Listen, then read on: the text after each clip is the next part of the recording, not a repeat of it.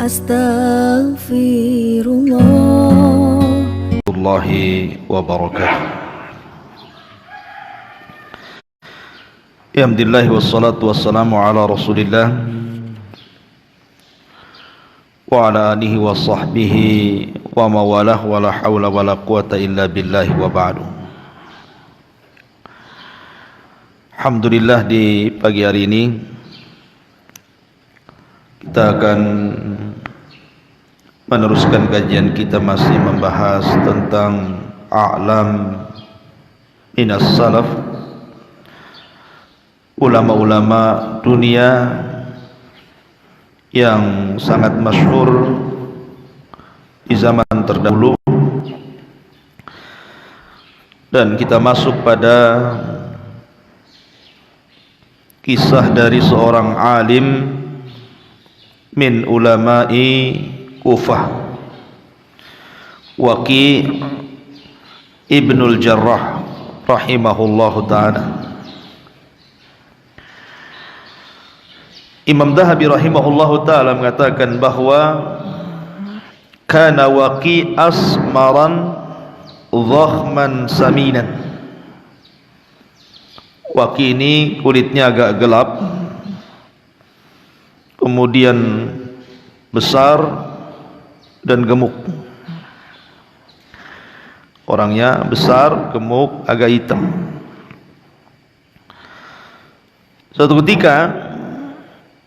ketika Waqi' ini datang dari Kufah Syam menuju Mekah, dan badannya sudah gemuk, artinya tidak ada aib seorang ulama itu gemuk.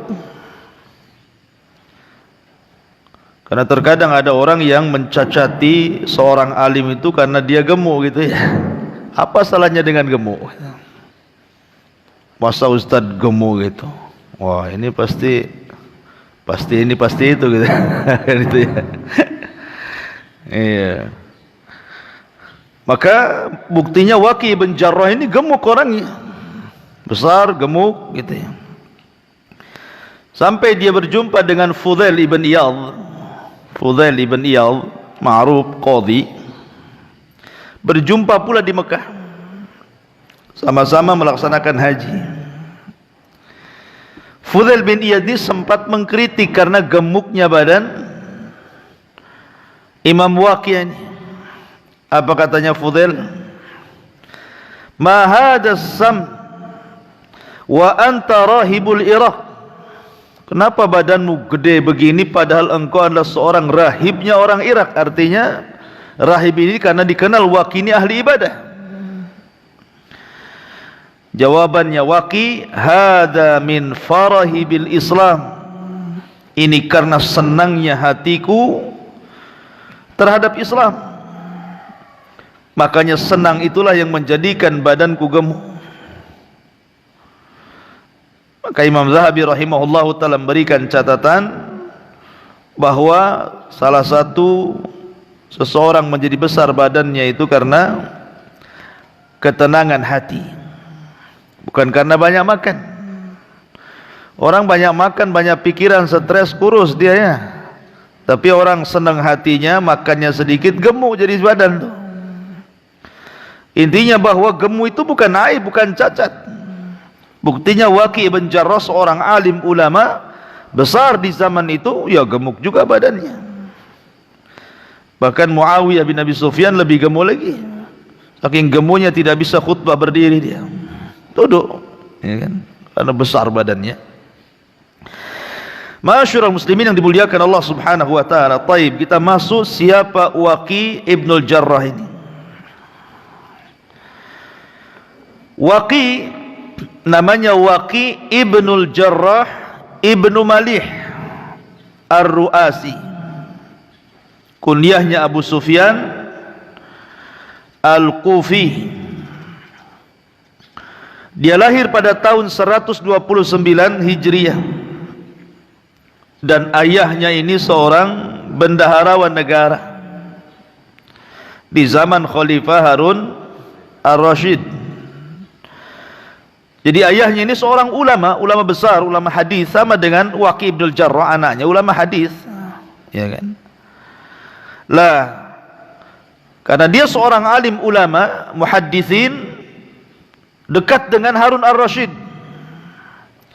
Kedekatan ayahnya dengan Harun ar-Rasyid itulah menjadikan Harun ar-Rasyid mengangkat ayahanda Waqi' ibnul Jarrah menjadi bendaharawan, atau mungkin bahasa kitanya menteri keuangan di zaman Khalifah Harun ar-Rasyid.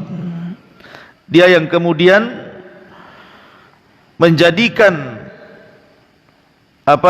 keluar masuknya harta ke Baitul Mal ataupun baitu amwalil muslimin.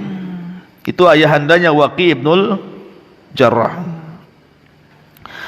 Lah, Waqi' ibnul Jarrah ini adalah ulama besar karena memang guru-gurunya juga bukan kaleng-kaleng. Ya. Dia belajar kepada Imam A'mash, dia belajar kepada Imam Auza'i, dia belajar kepada Imam Malik Ibn Anas, dia belajar kepada Sufyan al-Thawri, dia belajar kepada Sufyan ibn Uyainah, dia belajar kepada Hammad ibn Salamah, dia belajar kepada Israel ibn Yunus dan Abdullah ibn Aun dan banyak lagi gurunya. Tapi cukuplah orang-orang ini kalau disebut memang sudah luar biasa ini. Kalau belajar kepada orang-orang yang saya sebut ini sudah luar biasa. Apalagi Sulaiman ibn Mihran atau dikenal dengan Al-A'mash rahimahullahu ta'ala. Nanti kita kisahkan siapa Sulaiman ibn Mihran ini. Lah, suatu ketika, karena Waqi' ini namanya anak seorang ahli hadis, ya tentu namanya ayah ingin menjadikan anaknya penerus dirinya. Lah, kecintaan Imam Waqi' kepada ilmu itu sudah nampak sejak kecil. Makanya bapaknya kemudian menyuruh Imam Waqi' untuk belajar kepada A'mash. Kata bapaknya, pergi kau ke A'mash, minta hadis kepada dia, belajar kepada dia, mulazamahlah dengannya. Berangkatlah Waqi' ibnul Jarrah masih kecil dan mengatakan kepada A'mash, ya A'mash, hadisni hadisan. Namanya anak-anak gitu ya. Wahai A'mash, saya ingin belajar hadis kepadamu, tolong berikan beberapa riwayat hadis, ceritakan kepadaku. Kagetlah A'mash ini, ngapain anak-anak ini datang kok ngomong begitu ya.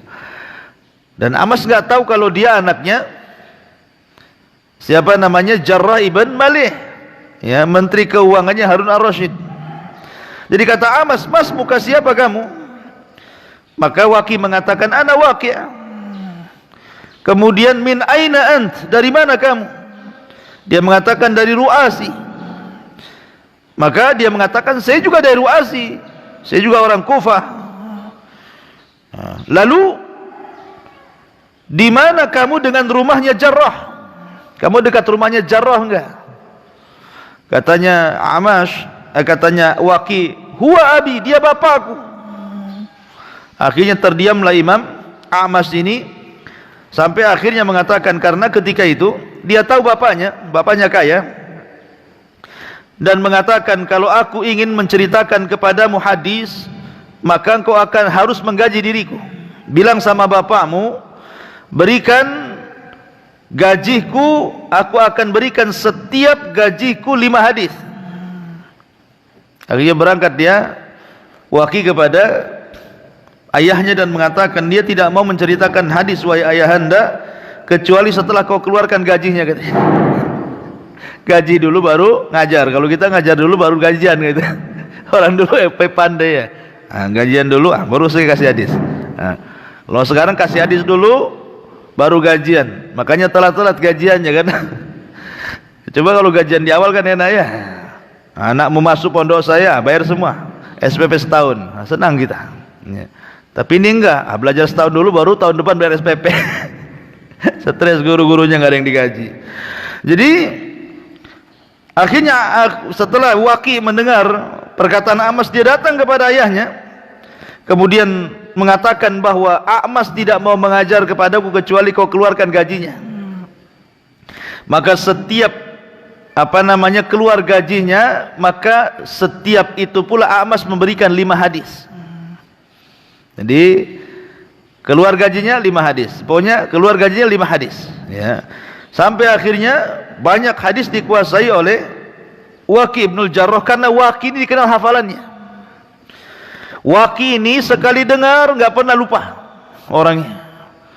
Betul-betul kuat hafalannya. Termasuk Imam Syafi'i itu mengadu hafalan kepada siapa? Kepada Imam Waqi'. Kata Imam Syafi'i, syakautu ila Waqi' su'a hifdin fa arsyadani bi antarkil ma'asi wa'lam bi annal ilma nurun wa nurullahi la yuhda lil 'asi.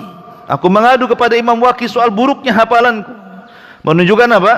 Mengadunya Imam Syafi'i kepada Imam Waqi' itu karena Imam Waqi' dikenal hafalannya, enggak pernah lupa gitu, sekali dengar hafal gitu. Makanya Imam Syafi'i mengadu kepada Imam Waqi'.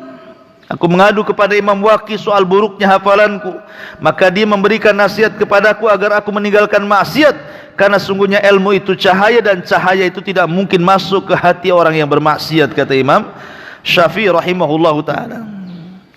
Akhirnya setelah dia belajar kepada Sulaiman ibn Mihran ataupun Al-A'mash ini, mulailah dia belajar kepada guru-guru yang lain yang saya sebut tadi, Sufyan Ats-Tsauri, Sufyan ibn Uyainah, kemudian Malik ibn Anas, dan begitu seterusnya. Lah kita tahu bahwa madrasah yang paling besar yang ada di Kufah itu, yang menempa orang-orang menjadi ulama besar, ulama-ulama hadis di Kufah itu adalah madrasahnya siapa? Madrasahnya Abdullah bin Mas'ud radhiyallahu anhu. Abdullah ibn Mas'ud inilah yang mengasas di Kufah sehingga melahirkan murid-murid, dan murid-muridnya melahirkan murid-murid, murid-muridnya melahirkan murid-murid, sehingga banyak ulama tersebar. Jasanya siapa? Abdullah bin Mas'ud radhiyallahu anhu. Dia yang memulai karir, kemudian mendidik orang-orang Kufah sehingga melahirkan banyak ulama. Lah kita tahu bahwa Abdullah bin Mas'ud radhiyallahu anhu ini adalah orang yang paling mirip Nabi sallallahu alaihi wasallam di dalam hadihi wa samtih, kata ulama. Orang yang paling meniru Nabi dalam segala hal. Dalam segala hal ditirunya oleh Abdullah bin Mas'ud itu Nabi sallallahu alaihi wasallam. Ya, baik akhlaknya, baik perilakunya, dan begitu seterusnya. Lah Ibrahim ibn Yazid An-Nakhai, ulama setelahnya, muridnya Abdullah bin Mas'ud, adalah orang yang persis akhlaknya seperti Abdullah bin Mas'ud. Kemudian datang Mansur ibn Mu'tamir, itu akhlaknya persis seperti Ibrahim ibn Yazid An-Nakhai. Kemudian datang Sufyan Ats-Tsauri. Sufyan Ats-Tsauri ini akhlaknya lebih mirip dengan Mansur ibn Mu'tamir. Kemudian setelah Sufyan Ats-Tsauri meninggal, datang Waqi' ibnul Jarrah. Dia lebih mirip akhlaknya dibandingkan Sufyan Ats-Tsauri. Makanya ketika Sufyan Ats-Tsauri meninggal, dialah yang kemudian menggantikan ulama di Kufah, Waqi' ibnul Jarrah ini. Ma'asyiral muslimin yang dimuliakan Allah Azza wa Jalla. Taib, Waqi' ibnul Jarrah ini dikenal memang orangnya suka puasa, ya, tapi tidak kurus juga badannya. Dia bahkan dikatakan yasumu dahra. Dia puasa setiap hari. Dia buka itu cuma Idul Fitri, Idul Adha, Yaumus Syak. Selebihnya puasa. Ya. Tapi ya enggak kurus-kurus gitu ya. Jadi kalau orang puasa diet, ya buktinya nih enggak kurus-kurus juga ya, Waqi' tetap aja gemuk gitu ya. Karena memang yang menjadikan gemuk itu hati senang. Kalau hati susah, banyak makan pun kurus. Lah, Imam Waqi' ini terkenal puasa yang cukup lama, dan dia selalu membaca Al-Quran sebelum tidur. Sebelum tidur dia baca Al-Quran, sulusul Quran, minimalnya sepertiga Quran dia baca setiap mau tidur. Jadi setiap sebelum tidur dia baca Quran, sepertiga Al-Quran sudah dibaca baru dia tidur. Nanti dia terbangun tengah malam, maka dia kemudian melanjutkan bacaan Al-Quran sehingga dalam seminggu itu berkali-kali khatam. Waqi' ibnul Jarrah ini, ya, dalam seminggu itu bisa 2-3 kali khatam Al-Quran. Dan begitulah para ulama ya, ihtimam mereka dengan Al-Quran luar biasa. Lah suatu ketika ikhwatu fillah muliakan Allah Azza wa Jalla, bahwa Imam Waqi' ibnul Jarrah ini, ingat Imam Waqi' ini orangnya serius. Dia tidak bisa bercanda. Jadi kalau dia membuka majelis ilmu seperti ini, seolah-olah murid-murid itu satu nafas. Kalau ada yang gerak saja satu, maka dia langsung keluar ambil sendalnya pulang. Kalau ada murid-muridnya, ada yang batuk, ada yang bergerak, penanya jatuh, kedengaran saja sama Waqi' bin Al-Jarrah, maka dia langsung bangkit, ambil sandal, pulang. Nggak ngaji kita. Coba bayangkan. Kalau di zaman sekarang ya, diterapkan Waqi' bin Al-Jarrah ini nggak ada kajian tuh sampai kiamat. Orang ngaji bawa anak kan. Ributnya bukan main, gak garu-garuan. Nggak ribut bapaknya, ribut anaknya. Nggak ribut anaknya, ribut istrinya kan itu. Tak apa-apa, nggak ribut orangnya, handphonenya ribut. Nah, jadi orang sekarang nggak seperti orang dulu. Memang orang dulu serius, seolah-olah satu kajian itu satu nafas gitu. Kalau ada yang dengar gerak sedikit saja, makanya orang dulu itu serius, ambil pena, ambil buku gini, catatnya, nggak peduli orang sekitarnya. Oh, gitu ya. Makanya banyak yang berhasil muridnya Waqi' bin Al-Jarrah itu menjadi ulama besar, karena majlisnya seperti itu ketatnya. Ya. Lah, Waqi' bin Al-Jarrah ini dia memiliki keistimewaan di hadapan Harun Ar-Rasyid, karena memang ayahandanya sendiri dihormati Harun Ar-Rasyid. Diminta berkali-kali untuk jadi qadhi, tapi dia tak mau.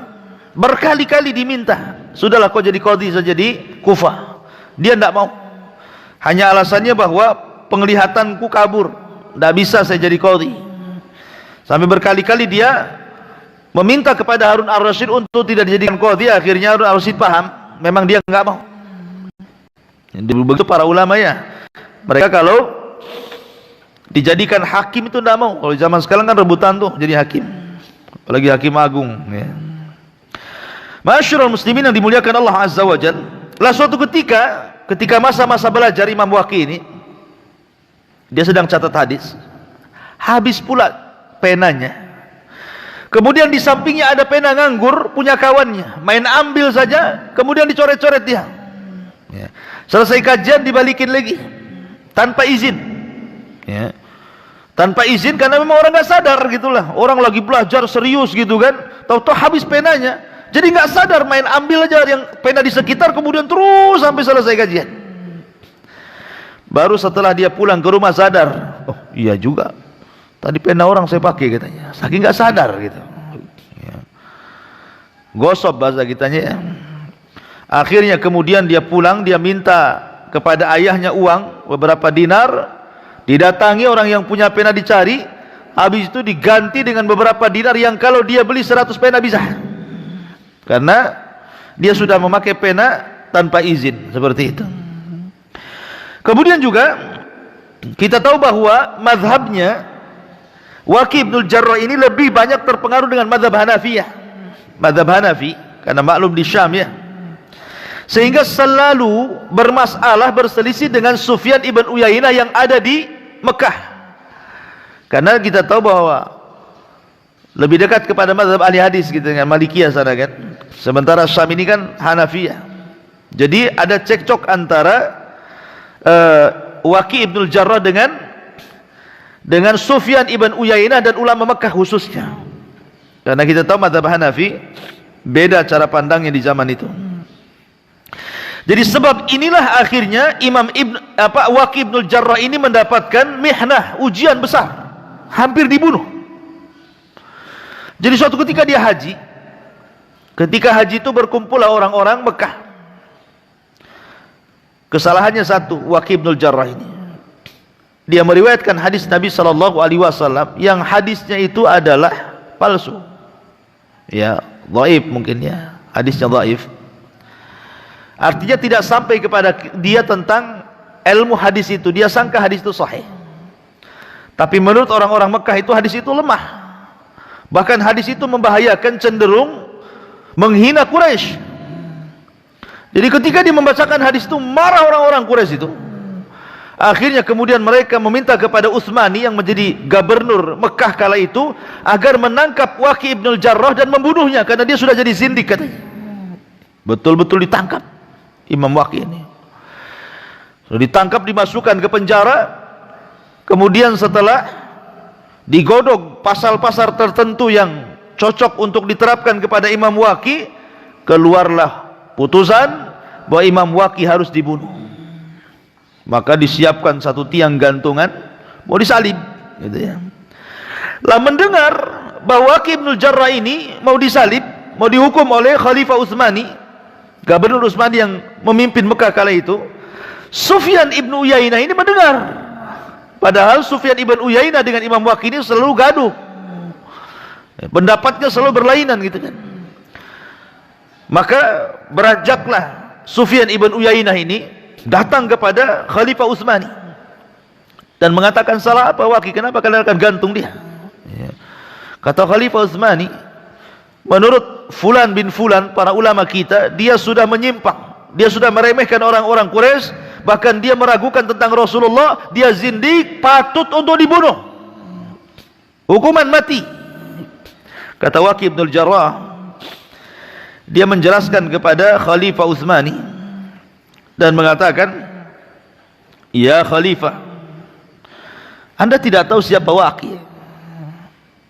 Waqi itu adalah Imam Syekhul Islam, Imamul Kufah. Dia adalah Syekhul Islam, imamnya orang-orang Kufah. Lau halakal Waqi halakal Kufah. Kalau seandainya orang ini hancur, hancurlah orang Kufah. Dia orang satu-satunya yang alim di Kufah, bebaskan dia. Kata Utsmani, tidak bisa, saya sudah putuskan dia harus mati. Akhirnya dijelaskan sama Sufyan ibnu Uyainah ini, ya Khalifah, kamu tidak tahu bapaknya Imam Waqi itu siapa?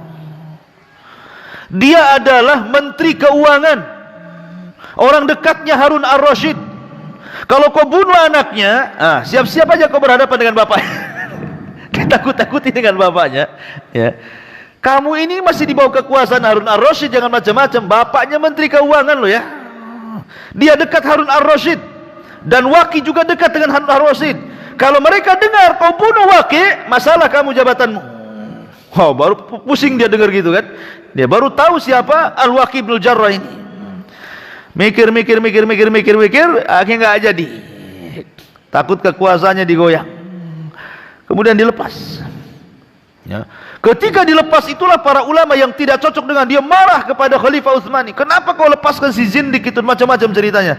Dan subhanallah, memang para ulama itu ada saja ujiannya. Akhirnya Sufyan ibn Uyainah mengatakan, fir wala ta'ud, lari, jangan kau balik lagi ke sini, katanya.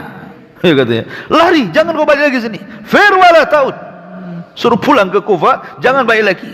Dari situlah maka akhirnya dia dipersulit untuk haji, karena tahu dia ada kasus di Mekah, ya. Sampai suatu ketika pernah haji sekali lagi, tapi setelah itu di perjalanan kemudian dia meninggal dunia.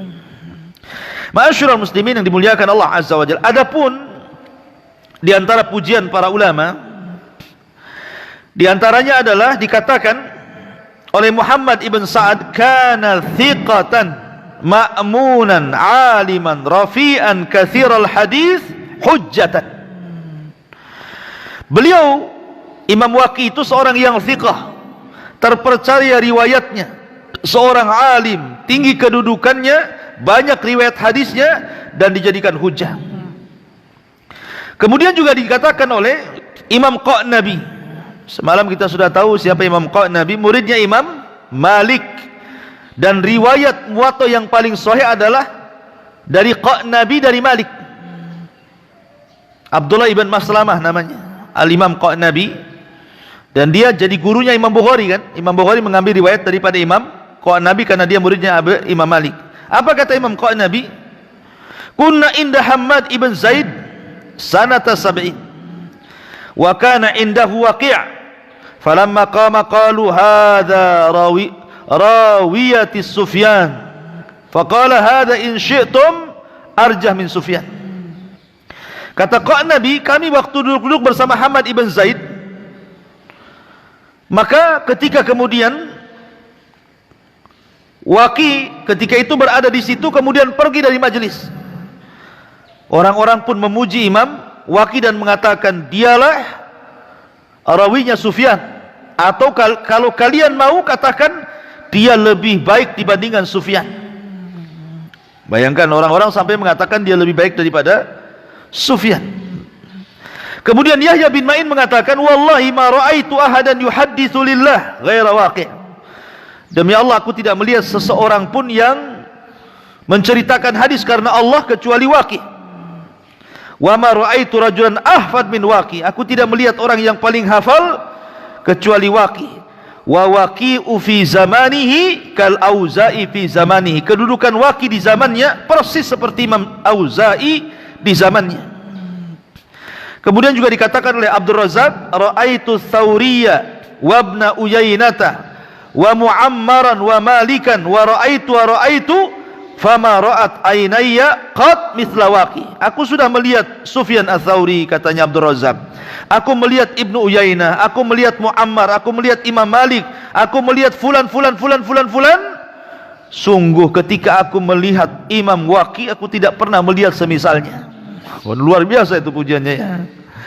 Kemudian juga dikatakan anaknya Imam Ahmad, Abdullah ibn Imam Ahmad, Abdullah ibn Ahmad ibn Hanbal, sami'tu abi, aku mendengar bapakku ngomong, kana Waqi' hafidhan ma ra'aitu mithlah.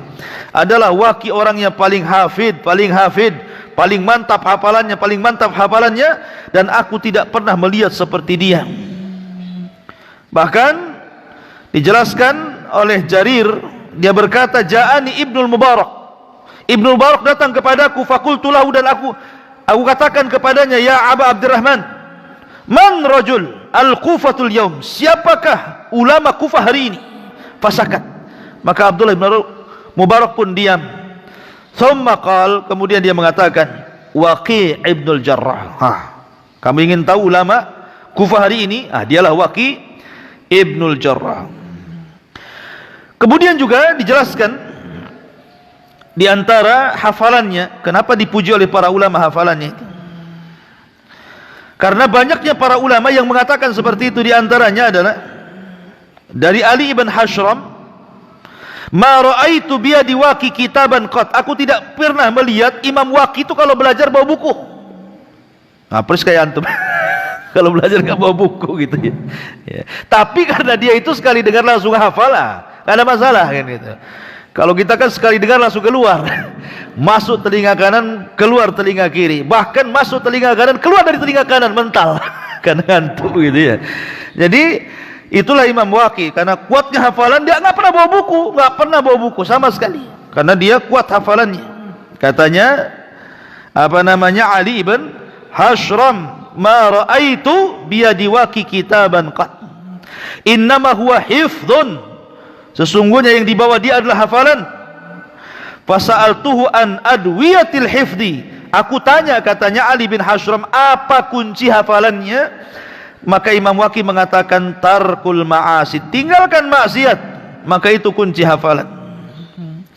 Kemudian juga dikatakan Yahya bin Ma'in, ma ra'aitu ahfad min Waqi'. Aku tidak melihat orang yang paling hafal dibandingkan Waqi'. Ishaq ibn Rahawai, seorang alim ulama Syafi'i, mengatakan, hifdhi wa hifdhu ibnil Mubarak wa hifdhu Waqi'.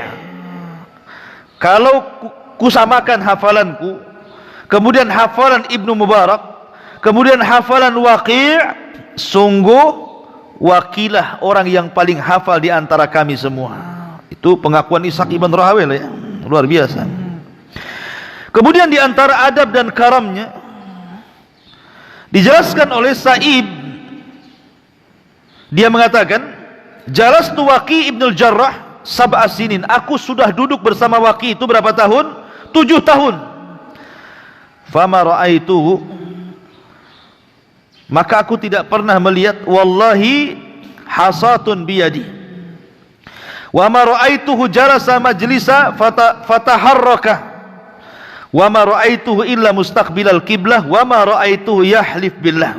Aku tidak pernah melihat dia menggoyang-goyangkan tangannya main-main. Aku tidak pernah melihat dia duduk kemudian bergerak sana sini. Aku tidak melihat kecuali menghadap kiblat. Aku tidak melihat dia suka bersumpah dengan Allah. Dia kalau sudah ngajar kayak patung. Qala haddatsana qala. Kaku gitu ya. Tapi begitulah Imam Waqi'. Kemudian juga diriwayatkan dari Waqi', ada seorang laki-laki aghlab. lahu fadakhala baitah fa'afara wajhahu thumma kharaja ila rajul faqala zid waqi'an bidhanbihi falaulahu ma sallatu alaihi. Jadi suatu ketika Imam Waqi ini dicela-cela. Ada orang marah-marah depan rumahnya, dimaki habis, samun habis, dimaki semuanya, kata-kata enggak enak semua keluar. Imam Waqi hanya mandang orang itu. Sudah. Ya. Dia mengatakan, wallahi demi Allah, ma tasubbuni illa min ajli dzambi. Aku demi Allah, kau tidak mencelaku kecuali karena dosaku. Zid, kalau gitu tambah celaanmu kepadaku. Ya. Aku tahu tidaklah kau mencela aku kecuali karena dosaku. Kalau gitu kau tambah celaanmu kepadaku. Cela lagi, enggak apa-apa. Ngomong terus. Coba ada nggak orang kayak gitu ya? Ya. Jadi kalau antum dimaki orang itu senang.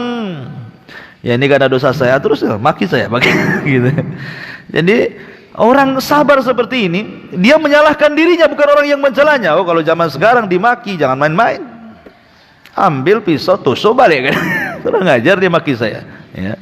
Jadi bagaimana Imam Waqi sampai mengatakan setiap orang yang memaki dirinya justru senang dia, dan merasa bahwa itu adalah dosa yang dilakukan dia kepada Allah Subhanahu wa taala. Wallahu alam. Ini karena sudah siang. Di antara kisah singkat dari Imam Waqi, sudah jam 6 pas. Subhanakallahumma bihamdika asyhadu an la ilaha illa anta astaghfiruka wa atubu ilaik. Allahu ta'ala. Assalamualaikum warahmatullahi wabarakatuh.